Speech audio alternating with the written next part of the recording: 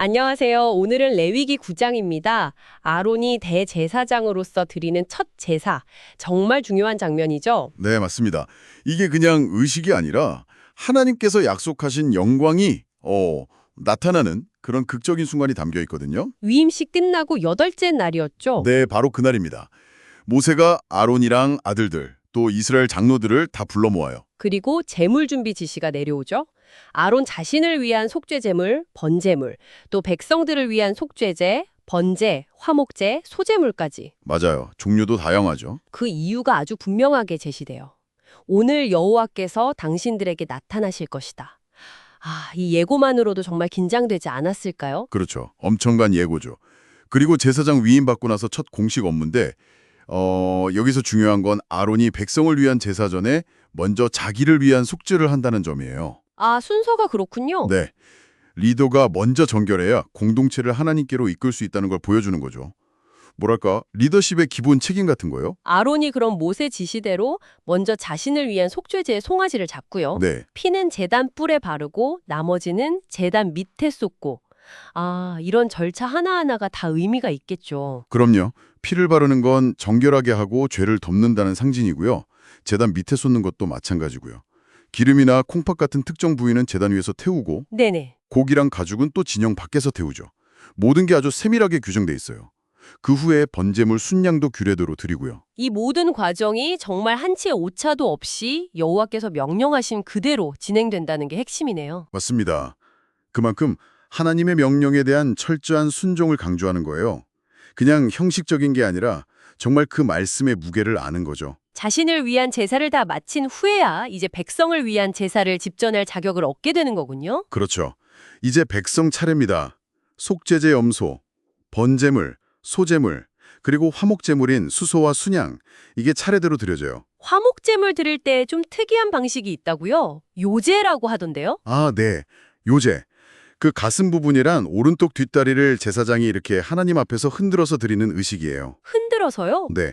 이게 뭐랄까, 하나님께 드렸다가 다시 제사장의 몫으로 돌려받는 그런 의미가 있거든요. 하나님과 제사장, 또 백성이 함께 음식을 나누는 교제를 상징하는 거죠. 그렇군요. 그럼 이 다양한 제사들이 다 합쳐져서 어떤 의미를 갖게 되는 건가요? 네. 종합적으로 보면 먼저 백성의 죄를 속하고 속죄제, 하나님께 온전히 자신들을 드리고 번제, 또 하나님과 평화와 감사를 나누는 화목제, 소제, 이런 공동체의 신앙 고백인 셈이죠. 모든 제사를 마치고 나서 아론이 백성을 향해서 손을 들어 축복하죠. 네. 이제 공식적으로 제사장으로서 백성과 하나님 사이의 중보자 역할을 수행하게 되었다는 선포와 같은 장면입니다. 그리고 바로 그 순간, 정말 극적인데요. 모세와 아론이 회막에 들어갔다가 나와서 다시 백성을 축복하는데 그때 여호와의 영광이 모든 백성에게 나타났다고요. 네, 정말 놀라운 광경이죠. 그 영광이 임하는 것만 해도 대단한데 여기서 끝이 아니에요. 더 있나요? 하늘에서 불이 내려와요.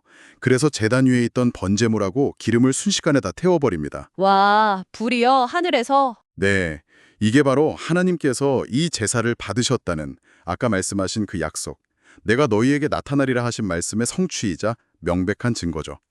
의심할 여지가 없는 거예요. 하나님께서 공식적으로 인정해 주신 거네요. 아론의 첫 제사를. 그렇죠.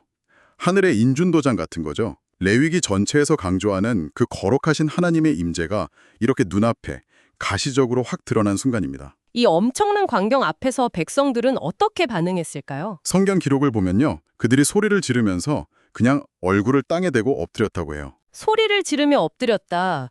정말 그 경외감, 놀라움, 어쩌면 두려움과 기쁨이 막 뒤섞인 말로 표현하기 힘든 그런 감정의 폭발이 없겠네요. 네, 그랬을 겁니다.